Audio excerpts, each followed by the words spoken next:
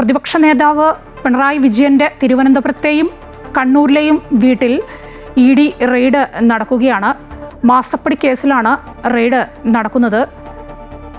അൺഫിൽട്ടർ, ഇന്നലെ ഹൈക്കോടതി പറഞ്ഞിരുന്നു കേസിൽ പുനരന്വേഷണമാവാം, അന്വേഷണം തുടരാമെന്ന് പറഞ്ഞിരുന്നു. അതിൻ്റെ ഭാഗമായിട്ടാണോ ഇന്നിപ്പോൾ ED അന്വേഷണത്തിലേക്ക്, പരിശോധനയിലേക്ക് കടന്നിരിക്കുന്നത്? തീർച്ചയായും അതിന്റെ ഭാഗമായി തന്നെയാണ് നമുക്ക് മനസ്സിലാക്കേണ്ടിയിരിക്കുന്നു. കാരണം ഇന്നലെ ഈ മാസപ്പടി കേസുമായി ബന്ധപ്പെട്ടുള്ള എല്ലാ ഹർജികളും ചോദ്യം ചെയ്തുകൊണ്ടുള്ള എല്ലാ ഹർജികളും, അതായത് ഈ അന്വേഷണം ചോദ്യം ചെയ്തുകൊണ്ടുള്ള എല്ലാ ഹർജികളും ഹൈക്കോടതി തീർപ്പ് കൽപ്പിച്ചു. അത് തള്ളിയിരുന്നു.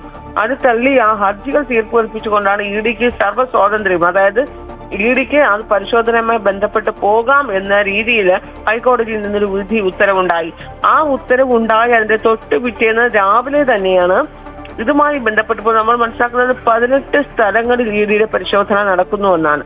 അതായത് വിവിധ ഓഫീസുകളും ഈ മാസപ്പടി കേസുമായി ബന്ധപ്പെട്ട്, എക്സാലോജിക്കുമായി ബന്ധപ്പെട്ട്, CMRലുമായി ബന്ധപ്പെട്ട് എവിടെയൊക്കെയാണോ കേസുമായി ബന്ധപ്പെട്ട് സംശയത്തിന്റെ നിലനിൽക്കുന്നത് ആ ഭാഗങ്ങളിൽ, ആ സ്ഥാപനങ്ങൾ കേന്ദ്രീകരിച്ചും ആ പ്രദേശങ്ങൾ കേന്ദ്രീകരിച്ചും ഒക്കെ തന്നെയും EDയുടെ പരിശോധന നടക്കുന്നു. ഒരേ സമയം നടക്കുന്നു. 18 ഇടങ്ങളിൽ നടക്കുന്നു എന്നാണ് നമുക്ക് ലഭിക്കുന്ന വിവരം.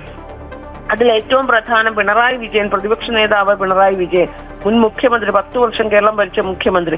മുഖ്യമന്ത്രിയുടെ ആയിരുന്ന വ്യക്തി ഇപ്പോൾ പ്രതിപക്ഷ നേതാവാണ്. അദ്ദേഹം ഇപ്പോൾ താമസിക്കുന്ന വീട്ടിൽ, തിരുവനന്തപുരത്തെ വാടക വീട്ടിൽ റെയ്ഡ് നടന്നു. ഇപ്പോൾ അദ്ദേഹം ആ വീട്ടിൽ തന്നെ ഉണ്ട്. അദ്ദേഹവും അദ്ദേഹത്തിന്റെ കുടുംബവും ആ വീട്ടിൽ തന്നെയുണ്ട്. അവർ ആ വീട്ടിലുള്ളപ്പോഴാണ് EDയുടെ ഉദ്യോഗസ്ഥർ അവിടെ വന്ന് റെയ്ഡ് നടത്തുന്നു. അതേ സമയത്ത് തന്നെ കണ്ണൂരിലെ അദ്ദേഹത്തിന്റെ വീട്ടിലും, കണ്ണൂരിലെ അദ്ദേഹത്തിന്റെ സ്വന്തം വീട്ടിലും അവിടെ റെയ്ഡ് നടന്നുകൊണ്ടേയിരിക്കുന്നു. അപ്പോൾ ഈ മുഖ്യമന്ത്രി ആയിരുന്ന വ്യക്തി ഇപ്പോൾ നേതാവ്, ഇപ്പോൾ പ്രതിപക്ഷ നേതാവായപ്പോൾ നമുക്കറിയാം മുഖ്യമന്ത്രിയുടെ ഒരു പ്രിവിലേജ് ഒരിക്കലും ഒരു പ്രതിപക്ഷ നേതാവിന് അത്ര കണ്ട് ലഭിക്കില്ല, ക്യാബിനറ്റ് ആണെങ്കിൽ കൂടിയും.